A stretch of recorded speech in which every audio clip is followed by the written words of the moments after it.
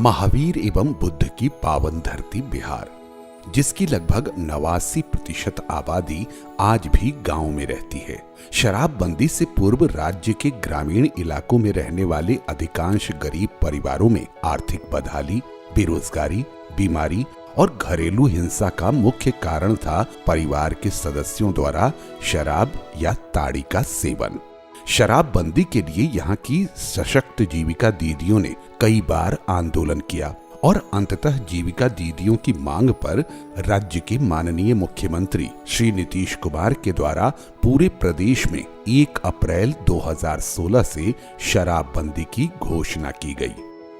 शराबबंदी के इस फैसले का राज्य की महिलाओं ने काफी उत्साहपूर्वक स्वागत किया। राष्ट्रीय अपराध ब्यूरो के रिकॉर्ड के अनुसार बिहार में पूर्ण शराबबंदी के बाद घरेलू हिंसा के मामले में 37% तक की गिरावट आई, जो कि अपने आप में एक प्रभावशाली उपलब्धि है। राज्य में पूर्ण शराबबंदी के बाद हुए विभिन्न अध्ययनों से प्रदेश में कई सकारात्मक बदलाव के संकेत मिले हैं। इसके साथ ही देशी शराब एवं ताड़ी के कारोबार से जुड़े हजारों गरीब परिवारों के रोजगार बंद हो जाने से इन परिवारों को वर्ष भर विभिन्न जीविकोपार्जन गतिविधियों से जोड़ने की भी आवश्यकता महसूस की गई। इस आवश्यकता ने राज्य की संवेदनशील सरकार को अत्यंत गरीब समुदाय के गरीबी उन्मूलन के लिए एक विशेष योजना सतत जीविकोपार्जन योजना पर कार्य करने को संकल्पित किया, जिसकी शुरुआत माननीय मुख्यमंत्री द्वारा 2018 में किया गया। इस योजना का क्रियान्वयन ग्रामीण विकास विभाग बिहार के अंतर्गत जीविका परियोजना द्वारा किया जा रहा है। कोई ताड़ी का करता है, कोई शराब चुलाता है और उसी पर उसका परिवार आश्रित था। तो इस चीज को हम लोगों ने बंद किया है, तो उसके लिए भी सोचना चाहिए। और दूसरे कई ऐसे परिवार हैं जिनको राज्य की योजनाओं का कोई लाभ नहीं मिलता है और उनको कोई एहसास भी नहीं। तो हम लोगों ने यही ग्रामीण विकास विभाग के माध्यम से इस पर पूरी चर्चा हुई और इसके बाद हम लोगों ने सतत जीविकोपार्जन योजना के बारे में सोचा। पूरे विश्व में किसी सरकार द्वारा संचालित अत्यंत निर्धन परिवारों के लिए इतनी बड़ी योजना अपने तरह की एक अनूठी योजना है। सतत जीविकोपार्जन योजना का उद्देश्य सामाजिक रूप से कटे इन अत्यंत निर्धन परिवारों को आजीविका संवर्धन, क्षमता निर्माण और वित्तीय सहायता के माध्यम से सामाजिक और आर्थिक रूप से सशक्त कर समाज की मुख्य धारा से जोड़ना है। इस योजना के तहत ग्रेजुएशन अप्रोच से राज्य के 1 लाख अत्यंत गरीब परिवारों को लाभ पहुंचाया जा रहा है।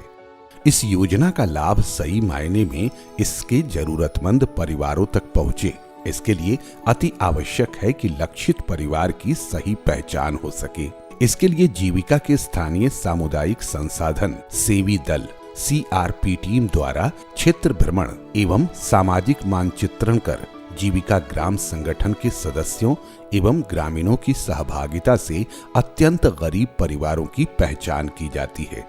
सीवान जिले के भगवानपुर हाट प्रखंड की ममता कुंवर का परिवार एक ऐसा ही अत्यंत गरीब परिवार है, जो शराबबंदी से पूर्व शराब का व्यवसाय करते थे। घर बड़ी मुश्किल से चलता था और इनके पति की मृत्यु के बाद तो इनकी आर्थिक स्थिति और भी बदतर हो गई थी। हमारे पति के गुजर जाने के बाद हमको खाने का नहीं था, कपड़ा नहीं था, बच्चे को खाने के लिए नहीं था, पहनने के लिए कपड़ा भी नहीं था। यहाँ पर कोई भैया मदद भी नहीं किए हैं। दूसरे के खेत में जाकर हम मजदूरी कर कर ला कर अपने बच्चे को खिलाते थे। तो अब आई जीविका में जुड़े, तो जीविका में जुड़े तो किस दिन पैसा रहता था तो जमा करते थे, किस दिन नहीं रहता तो नहीं जमा करते थे। उसके बाद 3 गो दीदी आई CRP दीदी आई, तो ग्राम संगठन में बुला कर तब हमको कहीं चुनी चुन कर हमारा घर आकर देख गई, देख कर घर और देख कर गई। तो MRP दीदी आई, तो वहाँ लिख कर ले गई, लिख कर ले जाकर ग्राम संगठन से फिर बुला कर ले गई और ले जाकर हमारा समिति खरीदारी, हमारे समूह के 3 गो दीदी गई तो खरीदारी हुई और खरीदारी होकर हमारा दुकान हुआ परचून के।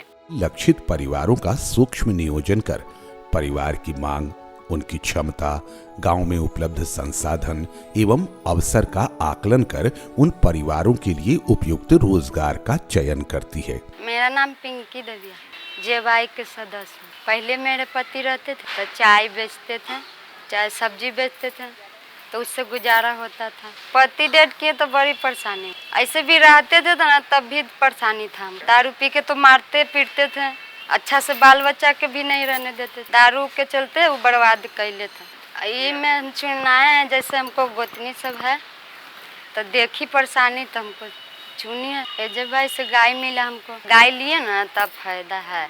ऐसी ही एक दीदी है गया जिले के वजीरगंज प्रखंड की उर्मिला दीदी। महादलित समुदाय की उर्मिला दीदी के पति के गुजर जाने के बाद उन पर मानो दुख का पहाड़ सा टूट गया। आमदनी का कोई भी साधन नहीं था। जब से हमको पति मारा था फिर दिक्कत हुआ तक दीदी जी जोड़ने आया था तो है जोड़ा था। बकरी मिला बकरी पालन के लिए 4 गो बकरी से 13 बकरी बढ़ाए। बकरी पालने से तो बहुत लाभ हुए। खाने के दिक्कत हुआ, पहनने के नहीं दिक्कत है, नमक मसाला के नहीं दिक्कत है, सब कुछ उसी से ही कर रहे हैं। सतत जी का सब पाजने से लाभ है, उसी से कमा रहे हैं तो बाल बच्चा के पढ़ा रहे हैं।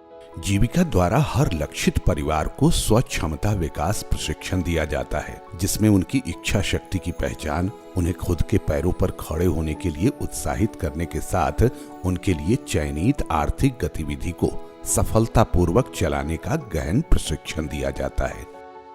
इन सारी प्रक्रियाओं के दौरान लक्षित परिवार आर्थिक कमी से ना गुजरे और उनकी दैनिक जरूरतें पूरी होती रहे, इसके लिए योजना द्वारा जीविकोपार्जन अंतराल राशि की व्यवस्था की गई है, जिसके तहत लक्षित परिवारों को 7 माह तक 1,000 रुपए प्रति माह की दर से उपलब्ध कराया जाता है, जो सीधे उनके बैंक खातों में जमा की जाती है। परियोजना द्वारा लक्षित अत्यंत निर्धन परिवार को सतत जीविकोपार्जन की चिन्हित गतिविधियों के आधार पर किस्तवार जीविकोपार्जन निवेश निधि भी उपलब्ध कराई जाती है। गया की खिरियावा गांव की रेखा देवी को सतत जीविकोपार्जन योजना के तहत श्रृंगार का दुकान खोलने हेतु सामान उपलब्ध कराया गया। ताड़ी का व्यवसाय करने वाले पति की ताड़ के पेड़ से गिरकर हुई असामयिक मृत्यु के बाद गुमसुम रहने वाली रेखा देवी आज अपनी नई दुकान खोलकर अपनी आजीविका चला रही हैं और उसके आमदनी से अपनी बेटी के लिए एक सिलाई मशीन भी खरीद ली है। मम्मी दुकान भी चलाती है और सिलाई में हेमियो करते हैं। हम पढ़ाई करते हैं और थोड़ा बहुत मशीन भी चलाते हैं। मशीन चलाने से बहुत फायदा है। हम कपड़ा भी सिलते हैं, महीना फीस हम तो नहीं अभी पढ़ रहे हैं लेकिन पढ़ा रहे हैं, जिसको दे भी देते हैं। अत्यंत निर्धन समुदाय के इन चेहरों पर यह मुस्कान स्थायी रूप से चलती रहे, इसके लिए आवश्यक है कि उनकी गतिविधि सफलतापूर्वक चलती रहे और उनकी आमदनी सतत रूप से होती रहे। इस महत्वपूर्ण कार्य के लिए MRP नियमित रूप से इनके व्यवसाय की तब तक समीक्षा एवं गतिविधि को सफलतापूर्वक चलाने के लिए सुझाव देते रहते हैं जब तक उनकी उत्पादकता और आय में निरंतर वृद्धि होना शुरू न हो जाए। सतत जीविकोपार्जन योजना के तहत राज्य के अत्यंत निर्धन परिवारों को बहुवैकल्पिक आर्थिक गतिविधियों से तो जोड़ा जा ही रहा है, पर इन्हें समाज की मुख्य धारा में शामिल करने के लिए इन्हें राज्य और केंद्र की विभिन्न लोक कल्याणकारी योजनाओं से भी लाभान्वित किया जा रहा है।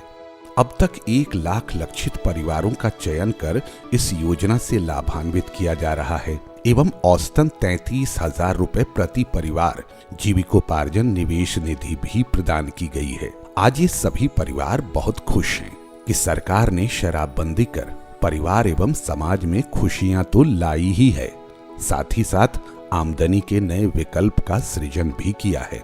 उन्हें सतत जीविकोपार्जन योजना से अपनी बेहतर जिंदगी के सपने को साकार करने के अवसर मिले हैं। ये योजना के द्वारा शराबबंदी होने के बाद वैसे परिवारों को सिर्फ आत्मनिर्भर ही नहीं बनाया गया, बल्कि समाज में सम्मान के साथ एवं समाज के मुख्य धारा में लाकर जीने का हक भी दिया है।